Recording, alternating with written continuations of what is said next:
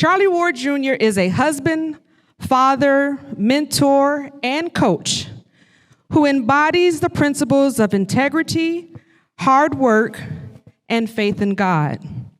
He inspires adults and youth alike with his character and how he shows up in the world.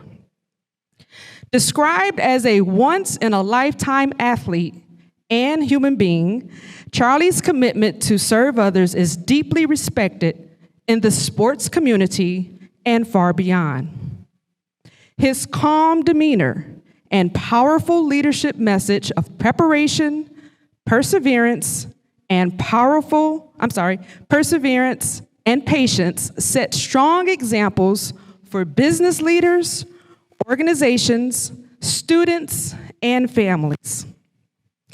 Listed among the most outstanding college athletes in modern history, Charlie, a two-sport athlete, was a stellar quarterback in football and an equally impressive point guard in basketball at Florida State University.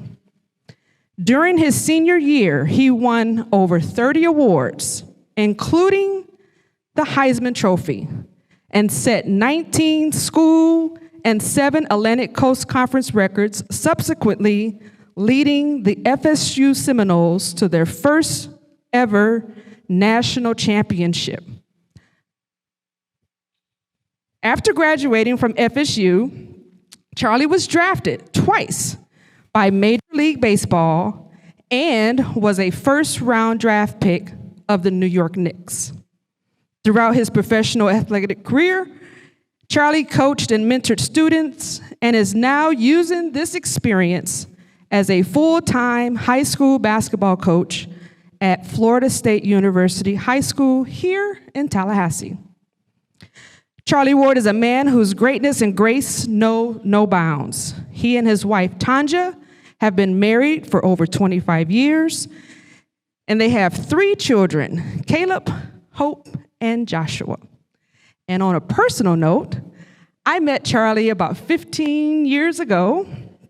We worked together in Houston, Texas, where he was the football coach at the school where I was teaching.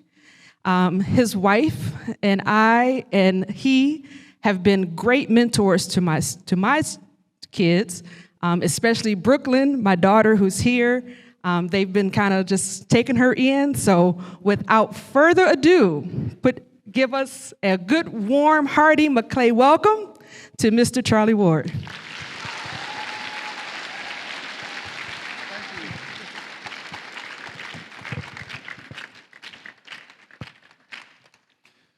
Thank you, Dr. Turner.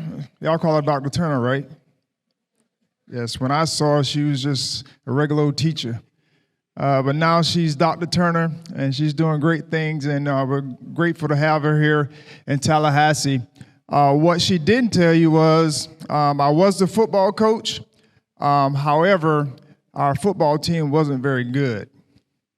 But one of the things we strive to do was to try to produce great young men through it all.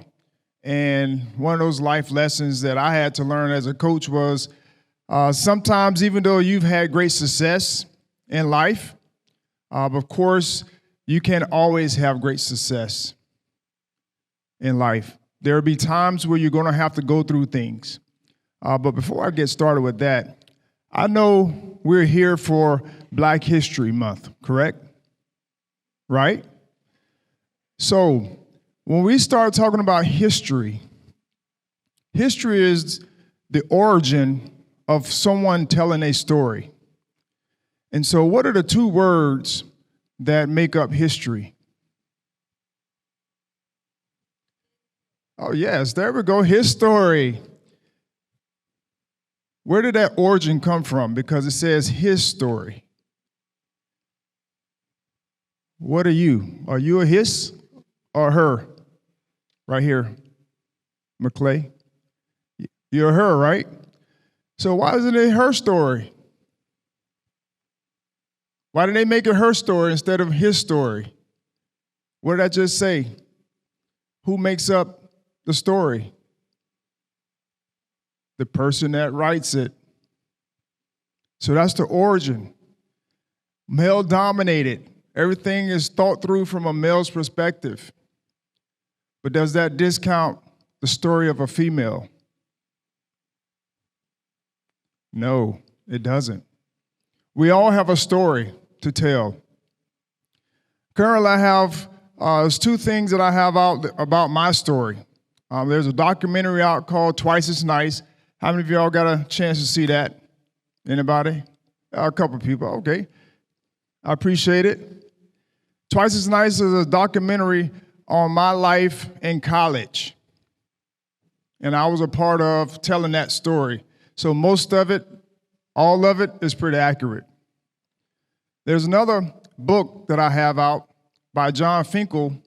He told my story as well, from my college days to some of my pro days and to when I was coaching football at Booker T. Washington through Westbury Christian. And that story is pretty accurate.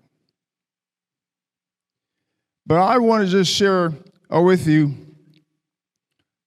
three things that I've had to learn over the course of my time. And as Dr. Turner mentioned, they're called the 3 P's. The first P is preparation. Say preparation. Say preparation. Preparation produces two things. The first one is anxiety. Because if you don't prepare for your tests, what happens? Yeah, there's anxiety. Like, man, I'm going into this test and I haven't prepared myself for it. So what's the expectation? You don't know because you haven't prepared yourself. When you prepare for a test early, like a week, not the night before, that's called what? Procrastination. Old school is called cramming. I'm cramming for this test. But when you prepare for an event, what's the expectation? You're expecting good results. So it's important that we all understand that our preparation produces anxiety or great results, or the results that we're looking for. Every time we prepare for something, remember, we cannot allow the outcome to dictate our thought process, or our thinking, or how we pursue our next journey. Because if you prepare for a test, if you prepare for the test and you don't do well on the test, what are you going to do next time? Yes, you're going to try to find a way to study more. Many of y'all know I coached basketball over at Florida High. How many of y'all came to the game when we played Maclay? Last year we had tough games against Maclay. We lost 2 out of the 3 games. And we prepared each and every time to win the game. But it didn't happen 2 out of 3 times. When you prepare and you don't get the outcome, you have to keep going back to the drawing board to find out how can we get it done. Which leads to my second P. Perseverance. Say perseverance. Perseverance means we don't give up when challenges come. How many of y'all have adversity in your life? Hey, everybody raise your hand. Yes, everyone has adversity in their lives, things that they have to overcome. I want to encourage you not to give up. Why? Because God is giving you an opportunity to help someone else. Because when you make it and you become an overcomer, you can help someone else go through the same challenges that you've had to face. Of course, I've had many challenges in my life and will continue to have many challenges. But I just share this challenge with you. My junior year in college,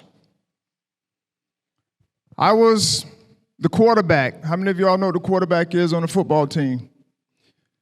Most times the quarterback gets all the love, even when he don't deserve it. But I had this challenge in my life, and you say, man, that's not a big deal. But when we're going through challenges, you may say it may not be a big deal for someone else, but in someone else's life, it is a big deal. So we have to have empathy for that person. And so my junior year was my first year playing quarterback. My freshman year, my first year in college, I was the punter. It took me 3 years to become the quarterback. When I became the quarterback, my first game against Duke, I threw 4 interceptions. How many of y'all know what an interception is? Is that good or bad? That is bad. Was I disappointed? Yes, I was disappointed because I wasn't doing my part to help the team. I was giving the other team opportunities. But one of the things I can say, I was able to overcome those interceptions by accounting for 5 touchdowns. Is that good or bad? That's good. So I was trying to balance that thing out. Had 5 good, 4 bad. And the next game comes through. As I mentioned, this is my first time playing quarterback. Next game comes through, playing on the road against Clemson. I had 4 more interceptions. And the people in the stands were probably thinking the same thing you're thinking. He hasn't learned to throw the ball to the right people. How many of y'all were thinking that? Yes, I'm sure that's what you would think. That's what people were saying. Throw the ball to our team. But I was grateful to have a great defense because they kept us in the game. When the opportunity came again for me to have the football in my hands late in the game, I had to persevere through those challenges, those mental challenges, those mental hurdles of throwing interceptions. And then the last interception was a pick 6. Y'all know what a pick 6 is? What is a pick 6? It's when they intercepted and run it back. I had to sit there and watch a guy run for a touchdown to put his team up. But I was just asking, Lord, give me one more chance. All I need is just one more chance. He gave me that opportunity. We all have challenges in our lives, and all we ask for is just one more chance to make it right. My question to you, can you get over that mental hurdle to make it right? Or are you going to continue to allow your challenges to keep you in the dungeon, in the valley? I got that opportunity, and I was able to take advantage of it. I helped drive my team down the field, helped throw the scoring touchdown to win the game. I was the hero, one of them. I said, as a quarterback, we always get praise, even when we don't deserve it. I was one of them. I had to persevere through some tough times to get there. But believe it or not, I came back home. We came back home to play against North Carolina. I threw 2 more interceptions. Do you realize what the people did at home?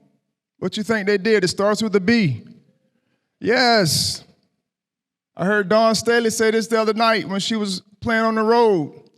They said, hey, they were calling you a name. I mean, they were booing you on the road. She was like, yes, I know. My name is Boo. Because that's what they were calling her. So that's what I thought my name was at home. People were booing me at home. I can only imagine we didn't have social media at times, so it's kind of hard for y'all to fathom that. But during that time, there was no social media. But I can only imagine what was being said about me in the stands. Even though we were winning games, people are mean. People are going to talk about you. That is going to happen. But we have to understand and persevere through that time so that we can be better people. The last one is patience. Say patience. How many of y'all like to wait on stuff? Nobody. Who likes to wait? Oh, come on, man. Y'all don't like to wait for anything, especially in this day and age, right? Where everything is right there at your fingertips. We don't like to wait for anything. But as I mentioned, as a quarterback, I was a punter my freshman year. I had to wait 3 years before I became the quarterback. And when I became the quarterback, I was not very good in the sense of throwing interceptions. That was my deal. But I had to be patient and wait. I got an opportunity to play in the NBA. How many of y'all know what the NBA is? So I talked about my football career, but I also got an opportunity to play basketball in college. And I was blessed to be able to win a Heisman. How many of y'all know what a Heisman is? So I was blessed to be able to win a Heisman, which is one of the top players in college football. And I ended up not getting drafted in NFL draft. But I got an opportunity to play in the NBA, got drafted by the New York Knicks. And when I got to the Knicks, just like I had to do in my college career, I had to go in and earn everything that I wanted. And so during that time, I had to be patient and wait for my opportunity. So my rookie year, I go in, and I thought I went from being the best player in college football to the low man on the totem pole in the NBA. I had to start over. But my time in college taught me a valuable lesson. I had to be patient and wait for whatever it is that I wanted to do. And so, but while I was waiting, I was not sitting like you guys are sitting right now. I was waiting and working at the same time. Because how many of y'all know if you sit and wait on something and you don't work towards it, it's not going to happen. You're not going to be prepared when the opportunity comes. And so my rookie year, I was not getting the opportunity to play. How many of y'all know how many minutes are in a NBA game? How many? 48 minutes in the NBA game. I'm going to tell you how many minutes I played my rookie year in the NBA game. I played 44 minutes in an NBA game my rookie year. How many games are there in the NBA? There's 82. There's still 82, even after 30 years. It's been 30 years since I've been in the NBA. It's still 82. So think about that. All the rest of the time, I had to be on scout team, and I had to put the time and energy into preparing myself for when my opportunity is going to come. I had no clue at that time when my opportunity is going to come, but I want to be prepared. So every single day, I showed up to work. Every single day, I showed up to get better. And the coach was a coach by the name of Jeff Van Gundy. How many of y'all know who Jeff Van Gundy is? If you don't know him, you can Google him later. But he was my skill development coach my rookie year. Every day we showed up an hour before practice to get some skill development work. How many minutes did I play? 44 minutes. That's not even a whole game for a whole season. But how many of you all, when you're patiently waiting for whatever it is that you desire, you're putting the time and energy into making sure that you get that outcome when that opportunity comes? So the whole year goes by. I get notes, very little time. The next year comes in. A new coach comes through, and he tells me that you're not good enough to play. So I'm going to bring somebody else in your spot, because I was working really hard to get an opportunity to be in the rotation. But someone came and told me, you're not good enough. How many times have you heard that in your life? Yes, we've all had someone tell us we're not good enough in some form or fashion. But what are you going to do if someone tells you that? Yeah, so hopefully you go and continue to put in the work. That is what I did. Every single day, I went and put in the time and energy because I knew what I wanted. I wanted to be in the rotation or get an opportunity to be in rotation. New coach gets fired midway through the season. Who do they bring up to be the interim coach? Yes, the guy that I've been working out with for a year and a half. Who do you think he gives an opportunity to? Yes, I'm the first guy that he gives an opportunity to because he saw the work that I put in and the attitude that I had each and every day to come to work. And so I get an opportunity, and then I ended up playing 11 years in the NBA. And that coach was the one that helped me become a veteran in the NBA because he trusted me. Can you be trusted by the way that you work and the way that you're patiently waiting on the things that you desire? Are you sitting around hoping that somebody gives you an opportunity when you're not preparing yourself for that opportunity? And so I just want to challenge you all with those 3 P's. What's the first P? Preparation. What's the second P? Perseverance. What is the third P? Patience. So remember those 3 P's as you continue to move forward in life, and may God continue to push you forward to do great things, because I know in this room there are a lot of great people.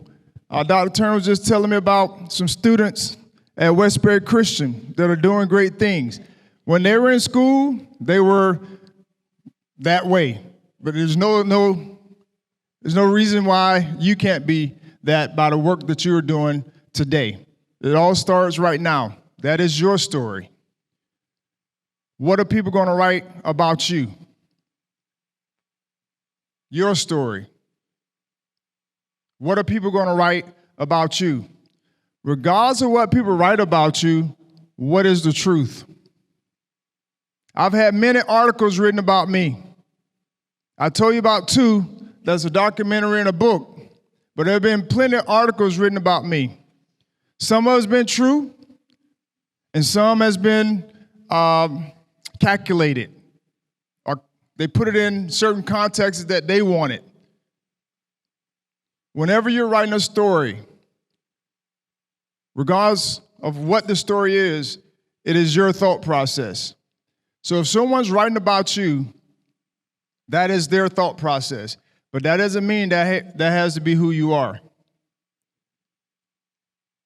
So I would like to ask if anyone have any questions that they would like to ask.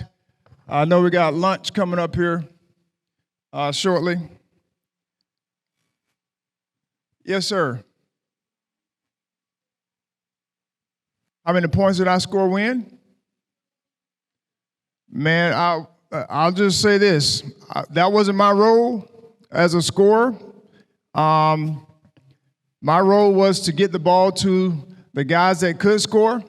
And one of the things I would like to just share with you is in every aspect of life, we all have roles. And one of the things that we have to find out is, what is our role? When we find out what our role is, we have to be a star in our role. And so when you talk about points, that wasn't my deal. I scored some because I played with great teams or great players, but that wasn't who I was. So I couldn't even tell you about points. How how many points I had. That's something I'm sure Google can tell you, but I can't even tell you about it. But I know that I was able to play 11 years because I understood my role. Did you ever think about going to Georgia to play college football? Did I ever think about going to Georgia, play college football? Yes. Georgia was my second option for college. Coach Vince Dooley, late Vince Dooley, was there, and he was my second option. Was the second option for my college. But Florida State and Coach Bobby Bowden, late Coach Bobby Bowden, won out on that deal. How hard was it to get into FSU football? How hard was it to get into FSU football? Well, just like anything in life, we always have to have an advocate. And I was grateful for a coach that was an advocate for me. I had a pretty good high school career. I was one of the top quarterbacks in the state of Georgia coming out. And it actually took a coach standing on top of a table to advocate for them to give me an opportunity to play at Florida State. And so I'll just share this. When people give you opportunities, you have to go and take advantage of those opportunities. Don't expect that it's going to happen time and time again just because you may know somebody or your parents may know somebody. That's one thing I'm always preaching to our kids. We're there to give you an opportunity. You got to sustain yourself by the work that you put in. Who was the best football player you went against? Best football player? Man, that's a different one. Most people ask about the basketball, but football, that's tough. But I can say this. Our practices were very good. And so if you think about Derek Brooks being one, Peter Bolber being another one, just to name a couple guys that you may know, those are guys that we practice against each and every day. And so when you start talking about best player you played against, they were kind of in practice. I named my dog after you. Oh, you did? That is not a first. And so I'm happy that I can be named after somebody. I love dogs too, so if you'd have said a hamster or something, then might be offended. But a dog, I can live with that because we have two of them, and I love dogs. Who was the best player you played with in the NBA? Best player I played with in the NBA? Well, there are quite a few of those. I was fortunate and blessed to be able to play with a guy by the name of Patrick Ewing. I got an opportunity to play with Tim Duncan. I got an opportunity to play with a guy by the name of Tracy McGrady. Okay, yes, so you know Tracy well. I got an opportunity to play with a guy by the name of Yao Ming. You know Yao Ming? Yeah, Yao Ming. So I got an opportunity to play with a lot of great players. I played 11 years, so there are a lot of great players I got an opportunity to play with, just to name a few. So what was your favorite sport that you played? My favorite sport that I played was anything that could bounce up, that had a ball at the end. And so the way I grew up was we went outside to play, and for those that are around my age, y'all probably understand this, we made up games. So if there was a mop stick handle, that was our bat if we didn't have a bat, like what you guys have, which is a bat. So we made up games. And so anything that had a ball, I was blessed to be able to do well. So any sport. Do you remember your basketball trainer's name? Basketball trainer? No. Win. NBA? No, Coach Jeff Van Gundy was one of my trainers, but I had another coach, Coach Eggman Williamson, who helped prepare me for the NBA draft process. He was my coach in college, so he helped me get prepared for the NBA. He's no longer here with us. Did you ever play against like Kobe Bryant or LeBron James? Yes, I played against those guys. They were very good, as you know. But Michael Jordan was more during my time. Did you play against Michael Jordan? Yes, Michael Jordan was more around my prime, my early years. Kobe and LeBron were a little bit younger. How do you feel about Florida State not getting the college playoffs? I was ticked off, just like most people who like Florida State, that we didn't get an opportunity. This is, as we're starting to see in history, there are a lot of things that you would consider not happening. They are definitely happening today. So for a team that went undefeated in a regular season, most times you have an opportunity to win a championship in any sport or anything. That was unprecedented. So, but in this day and time, it can happen. There are a lot of things that's unprecedented that we wouldn't say would happen. They're happening because that is just the times we're living in, even though it's not right. Why did you want to play football and basketball? Why? Yeah. I like people calling my name. Everyone likes people calling their name, right? No, I enjoy being on a team. I grew up, my dad was a coach in high school. He's also a teacher, and I just enjoyed sports. That's the thing that I enjoy doing, and that's something that I wanted to do. And so that is the reason why I played sports. Well, who is your favorite member on your team for basketball? My favorite what? Like team member? Team member? Well, I'll give you another one. Allen Houston. Allen Houston is a good friend of mine, and he's a shooter, and also being a point guard, I enjoyed playing with Allen Houston. In college, Bob Serra, Sam Cassell, Doug Edwards, Rodney Dobart, those guys were, Byron Wells. How many of y'all know who Byron Wells is? Byron is a local product, but maybe you can Google him too. Did you play lacrosse? Did I play lacrosse? Lacrosse wasn't during my time. When I was coming along, we didn't have lacrosse. And the closest thing to lacrosse is the game that we made up. Do you think I can make it into the NBA? You can do whatever it is that you desire. And I just say push yourself and prepare yourself for that opportunity. But don't allow the outcome to determine how you continue to move forward. Because if you don't make it, then what? You got to prepare yourself for whatever your goal is in life. But if you don't make it, then what? Will you stop, or will you continue to pursue whatever it is that God has for you? Did you ever play with Shaq? Yes, Shaq was during my time.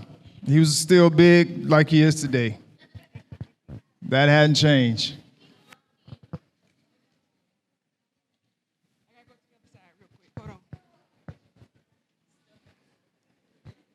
This is good. I appreciate the good questions. We got some more questions over here. All right. How long was your basketball career, like just in total? College, professional? Just all of it. Like what age did you start playing? My parents, she asked how long was my basketball career. My parents didn't allow me to start playing sports until around the 5th or 6th grade because they knew I had a gift in athletics and they didn't want me to burn out. And so I didn't start until like 6th grade and playing basketball, then football was shortly after that. So that was when it all started. What was your hardest challenge in playing basketball and football? Hardest challenge?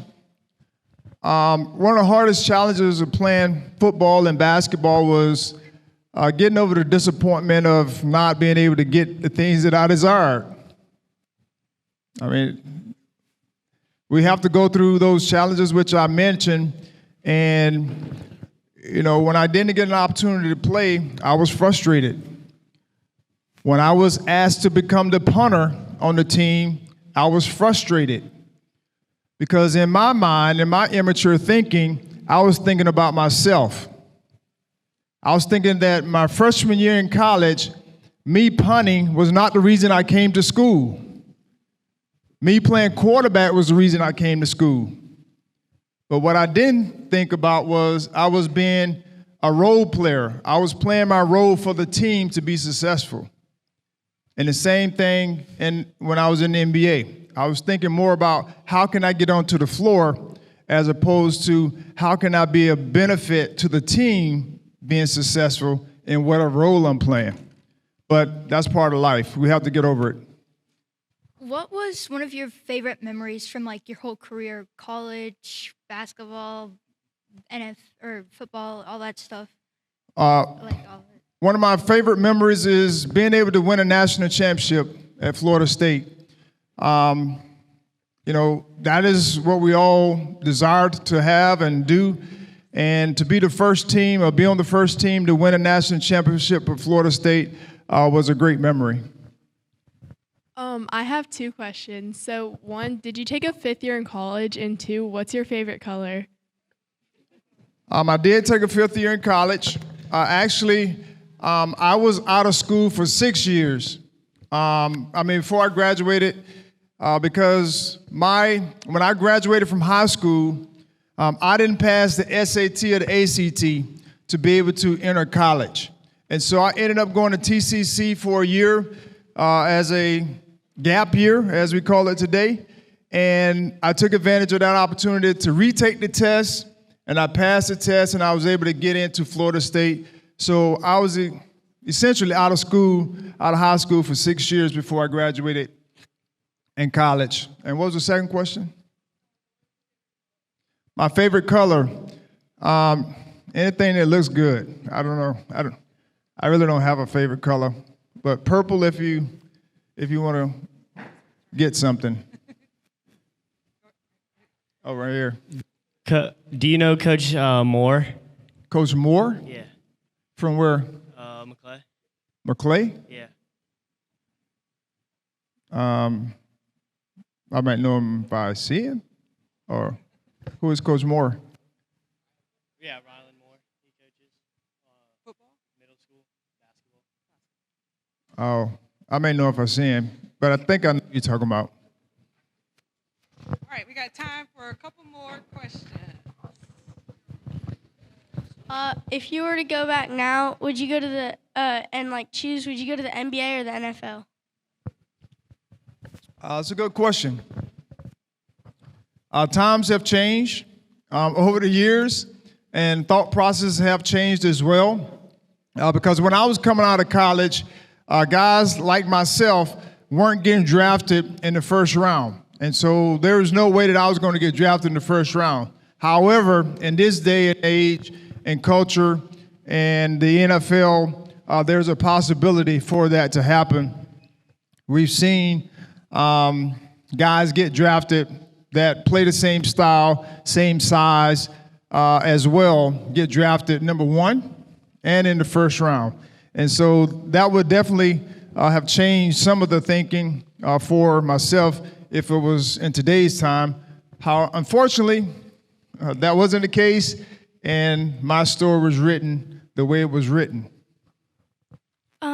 Who inspired you the most to work this hard? Who inspired me the most? I had great parents. My parents were educators, as I talked about, and they also raised 7 kids. And so my dad, each and every day, went to school regardless. He missed no days of school. And he also showed me what it means to be loving and kind, because he was a coach and he was a father figure to not just myself and my siblings, but to all those that he came in contact with. And so he was a great inspiration for me, as well as my mom. She was the same way, very loving and kind. And so I was grateful to have great parents. And then, of course, there are quite a few teachers in the mix. I'm sure everyone here has a great teacher.